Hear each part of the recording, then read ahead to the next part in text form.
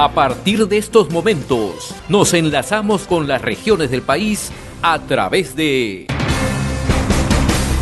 Conexión Perú. Te informamos y te acercamos al Perú. Un saludo, doctor. ¿Cómo le va? Bien, es un gusto participar en el programa y más aún luego de que se han realizado elecciones en Chile que han concitado la atención internacional, ¿no? ¿Cómo interpretar estas elecciones en Chile? Porque en realidad hasta una semana, cuando se lograron publicar las encuestas, parecía que Janet Jara iba a pasar la valla del 30% por encima, ¿no? Cosa que no ha ocurrido, ¿no? Y sin embargo había una mayor dispersión entre el centro y la derecha. ¿Cómo interpretar esto, por favor? Bueno, en primer lugar, que la votación ha sido de carácter obligatorio. Se habla de que han asistido a votar más del 85% de los electores con derecho de sufragio a nivel nacional. Se habían impuesto multas que antes no eran aplicables. Y más aún, ha habido una concurrencia de los sectores tal vez jóvenes, ¿no?, que han podido marcar un poco la diferencia a favor de candidatos que, como Parisi, ha sido la gran sorpresa porque ha estado próximo a alcanzar el 20% del voto nacional y estar muy cerca a los 24, casi 24 puntos del candidato José Antonio Kast, que postulaba por tercera vez y que era, digamos, la segunda opción en todas las encuestas. Sin embargo, el candidato Parisi no aparecía en las encuestas como opción de estar en segunda vuelta, y las primeras declaraciones que dio anoche, luego de conocerse los resultados nacionales, fue muy duro, muy crítico respecto a los encuestadores y a las encuestas que, según él, se habían anunciado de manera tergiversada y maliciosa para afectarlo en sus pretensiones presidenciales. Ahora, con respecto a Janet Jara, hace unos meses se hablaba de que la segunda vuelta iba a estar entre dos miembros de la derecha. Esta hegemonía de la derecha no se dio ayer domingo, y claro, sus miembros, jefe de campaña, ella misma hablaba de lograr cerca de un tercio del voto nacional, o más del 30% al menos, y ha logrado un poco menos del 27%, que aritméticamente uno podría decir que están lejos de poder lograr en 4 semanas, el 14 de diciembre, los votos necesarios para ser la vencedora. En todo caso, se habla en los corrillos políticos de que hay una segunda vuelta entre un ultraderechista que admira a Pinochet y una militante desde su etapa adolescente del Partido Comunista Chileno, ¿no? El partido más antiguo de la izquierda chilena, más ortodoxo y más vinculado a la URSS, o en estos tiempos a Cuba, Nicaragua o Venezuela, ¿no? Ahora, en el escenario de segunda vuelta hay quienes, ahora esta mañana conversaba con una persona que ha estado siguiendo de cerca los comicios, decía que tendría que ocurrir algo muy fuerte para que Janet Jara gane en segunda vuelta, porque ya incluso hay declaraciones de los otros candidatos de la centro derecha que abiertamente han dicho, a excepción de Parisi, ¿no?, que van a votar en favor de José Antonio Kast. Bueno, sí, la señora Mateu, el señor Kaiser, que ha sido, digamos, tal vez sobreestimado por los encuestadores porque hablan que podría estar en segunda vuelta y ser el factor sorpresa, han expresado, ni bien se han conocido los primeros resultados dados por órgano electoral en Chile, han dado su pleno apoyo al candidato Kast. Podría uno decir que él ya tiene la victoria en manos, pero no hay peor anuncio que el que se hace precipitadamente. Creo que el partido de la segunda vuelta está por jugarse.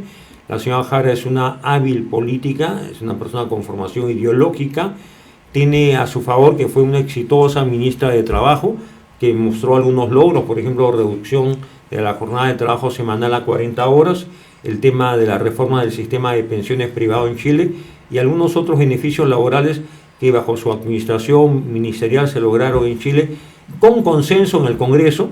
En ese sentido demostró que es una hábil negociadora porque logró el apoyo de la centro derecha para ciertas reformas laborales. El caso de Kast tiene todas las opciones para ganar. Tendrá que ser muy prudente en su discurso, tendrá que ser muy capaz de responder a los ataques que le van a hacer en los próximos días, que supongo van a estar dirigidos a que él admiró o admira a Pinochet, que su padre tuvo cercanía al Partido Nacional Socialista Alemán, que él es el hijo de un nacional socialista, de un nazista, que en el fondo es un ultraderechista. Y yo más bien creo que Kast es una persona más cercana a la derecha conservadora, a la derecha que cree en la familia, muy crítica del aborto. Él mismo creo que tiene una numerosa familia, ¿no? Un pro-familia. Tiene una numerosa familia y es legado a la negación de aquellos que en Chile creen en el matrimonio igualitario, el derecho al aborto irrestricto, en la eutanasia y todas estas formas, incluso los derechos de la comunidad LGTBQ+. Entonces, yo creo que la sociedad chilena tiende a polarizarse, pero también es una sociedad bastante con alta dosis de ideología. Solamente así podemos explicar que un partido comunista, que se sigue llamando Partido Comunista de Chile, pueda tener tanta aceptación popular y habiéndole ganado en la interna del oficialismo a Carolina Toá, que fue ministra de Interior, que era del Partido Socialista de Allende, de Lagos, ¿no? De la propia Bachelet, le ganó la interna, le ganó abrumadoramente, porque la señora Jara tuvo más del 60% de los votos nacionales en la primaria de los partidos oficialistas, y hemos visto también que en el Congreso el Partido Socialista, el PPD, el Partido Radical, que eran antes parte de la concertación de partidos que apoyaron a Lagos, por ejemplo, y a Bachelet, en el Congreso ha perdido casi todos los espacios, de tal modo que es el Frente Amplio, ¿no? Y el Partido Comunista, y en minoría, una minoría casi insignificante, los socialistas, los que tienen presencia a nombre del oficialismo en diputados y en el Senado chileno, ¿no? Oiga, ayer escuchaba, luego de culminar el proceso de elecciones en Chile, a Janet Jara, ¿no? Y su discurso, ella hacía un llamado incluso a algunas posturas o algunos ofrecimientos de parte de los candidatos de la centro derecha que los hacía suyos. Sí, sí. O sea, tiene esa capacidad de poder absorber esa votación con facilidad en un plazo tan corto como un mes, convencer al elector de la centro derecha, decirle, yo voy a hacer mío este proyecto. No, yo creo que no, por una razón. Yo creo en la vocación de diálogo de la señora Jara. Puede haberse formado en el Partido Comunista, pero si es una persona razonable se puede haber dado cuenta hace mucho tiempo que el mundo de hoy es otro, que la URSS no es determinante en la correlación de fuerzas mundiales y que el comunismo de América Latina ha sido un fiasco. Sin embargo, es muy hábil para negociar. Creo que ella tiene una buena relación personal con Mateu, ¿no? Con algunos congresistas de la UDI, que están todavía en el actual Congreso, y en el Senado, porque ayer no se renovó todo el Senado, sino una parte del Senado, ¿no? Chileno. Entonces, ella puede tender puentes, pero yo creo que los electores de a pie, la base social, la base electoral de la UDI, de Renovación, del partido que alentaba a Kaiser, ¿no? Que es el hermano de este politólogo Axel Kaiser, tan conocido en temas de batalla cultural o ideológica, creo que le va a ser difícil conquistar ese voto. El sector que sí podría votar por ella son los electores de París, ¿no? Porque esos electores, por declaración del propio candidato presidencial, no son ni pinochetistas ni admiran a Salvador Allende, y más bien piensan de que esa polarización entre pinochetistas y gente que admira a Allende o a la Unidad Popular, que fracasó en el gobierno en los 70, le han hecho mucho daño a la política chilena porque han generado división, enfrentamiento y hasta caos. Entonces puede ser que ahí sí tenga algunos seguidores, pero haciendo sumas y restas, yo diría que sería muy torpe de parte de Kast si no sabe ganar una segunda vuelta teniendo todas las opciones o cartas a su favor.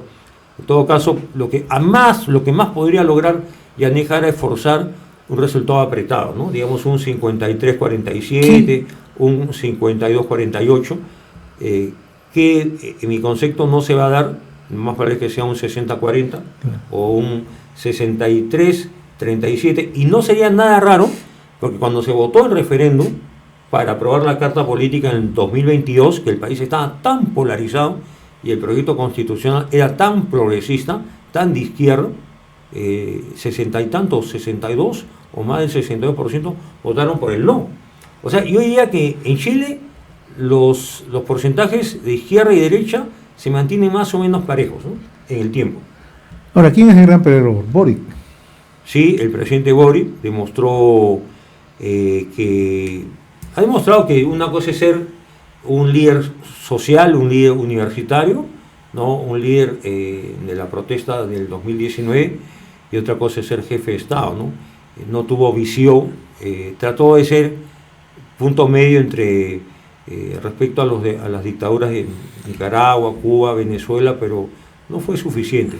Chile ha retrocedido, ya no es ejemplo de seguridad, hay mucha inseguridad en las calles, el Tren de Aragua campea, hay crimen organizado, la migración, que no ha sido de la magnitud que hay en el Perú, ha golpeado mucho la estabilidad de un país más o menos ordenado, y encima viene este tema de la caída del Producto Bruto Interno, la caída del empleo, menor inversión en los últimos 4 años.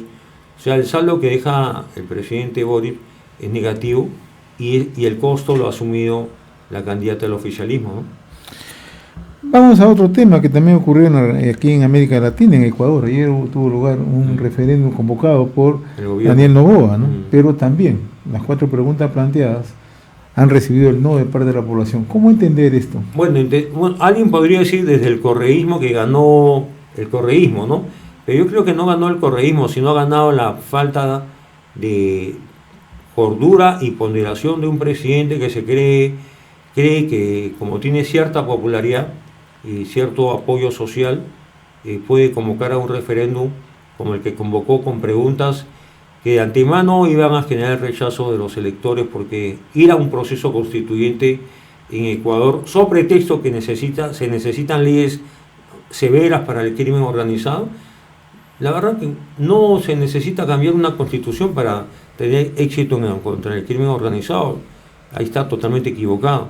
Y además estoy seguro que detrás de ese proceso constituyente estaba la figura de la reelección.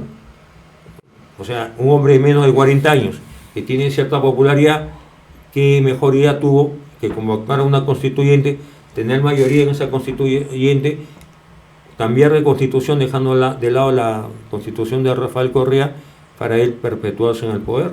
O sea, quiere ser el Bukele de Sudamérica, ¿no? Y yo creo que ese tipo de réplicas son inapropiadas, impropias, y hasta yo diría torpes, ¿no? Los casos en la historia y en los liderazgos son a veces irrepetibles. Ahora, no se entiende, siendo un presidente que acaba de asumir recientemente como dignatario de Ecuador, tan pronto se arriesga a convocar a un referéndum. Claro, ha sido muy precipitado, muy mal aconsejado. El poder es la vida enseña que las cosas son a veces efímeras, ¿no? La popularidad en América Latina es a veces muy, muy efímera. Hemos tenido presidentes muy populares que luego han terminado sus gobiernos en medio de la crisis y la impopularidad. Claro. Y creo que Noboa no es una figura pues sobresaliente, seamos realistas, es un joven con algunas habilidades, con algunas capacidades, algunos talentos, pero no es un estadista, no es un ideólogo, no es un líder continental, no es un pensador, es un hombre políticamente de término medio, ¿no? Entonces, esta pretensión a mí me llamó la sorpresa, porque era muy prematura para un gobierno que tiene recién, porque él concluyó el mandato del presidente anterior, ¿no es cierto?, que convocó, se aplicó la llamada muerte cruzada en Ecuador, ¿no? Completó ese periodo, ahora ha sido elegido, pero eso no le da, creo, no digo derecho, pero no era aconsejable convocar a un referéndum donde en las 4 preguntas planteadas, el tema del financiamiento de partidos, ¿no?, y otros temas planteados, le ha sido totalmente adverso, ¿no? Así es. ¿Cuánto afecta esto al gobierno de Daniel Noboa, este resultado? ¿Va a tener que replantear el plano político, el plano de acercarse a la población? Porque ya le puso un freno, dice: yo no quiero asamblea constituyente, yo no quiero tocar estos temas, y él argumenta que eso sirve para frenar la ola delincuencial, el crimen organizado, y hay quienes dicen que no.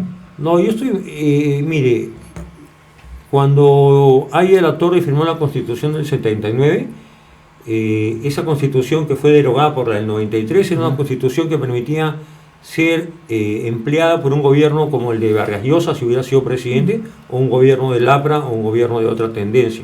Lo que era una Constitución que en el marco económico, el llamado régimen económico, era muy flexible. Tal es así que Vargas Llosa nunca propuso en su campaña, en el 90, cambiar la Constitución a ir a un proceso constituyente. ¿Qué hizo Fujimori? ¿No? Cerró el Congreso y convocó a Congreso Constituyente. ¿Para qué? Para reelegirse. ¿Para qué? Para perpetuarse.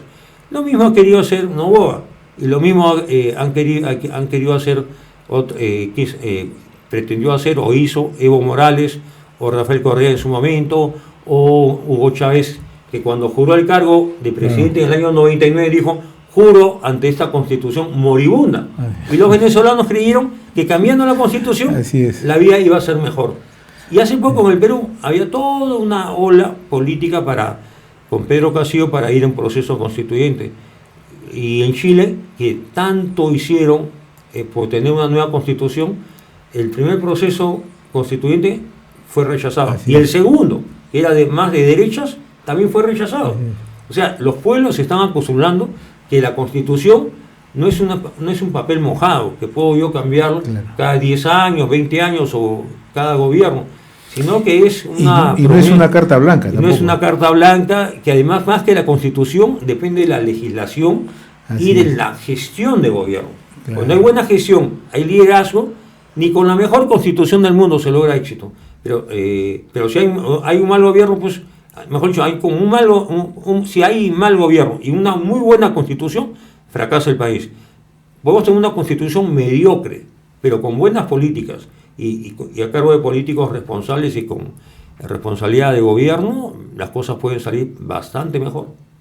Muy bien, doctor José Antonio Torres Iriarte, yo quiero agradecerle la amabilidad que he tenido con RCR, Red de Comunicación Regional, por ayudarnos un poco a entender lo sucedido, primero en Chile, con las elecciones se van a segunda vuelta en un mes, y lo ocurrido, naturalmente, en Ecuador, con el referéndum convocado por el presidente Daniel Noboa. Le agradezco y con el compromiso de tenerlo el fin de semana para hablar, porque usted es precandidato también a las elecciones presidenciales de su partido, el Partido Aprista, así que el sábado lo invito a compartir acá unos minutos en la semana. Sí, yo siempre estoy a disposición de cooperar con los medios de comunicación. Creo que es una tarea de docencia política y le agradezco la invitación, que la tomo para el día sábado para hablar de las elecciones internas que en el Partido Aprista se van a llevar a cabo a nivel nacional el próximo 30 de noviembre con la participación de la militancia. Y en mi caso, como usted lo dice, soy uno de los varios precandidatos presidenciales en las internas del APRA, ¿no? Le agradezco, doctor José Antonio Torres Iriarte. De esta manera tenemos que ir poniendo punto final a la presente edición de Conexión Perú. Le informamos, lo sacamos del Perú. Me acompañó en la coordinación periodística general Joaquín Mendoza. Permiso, amigos. Muy bien, doctor. Hemos presentado Conexión Perú. Mañana retornamos para seguir informando y acercándote al Perú a través de Conexión Perú.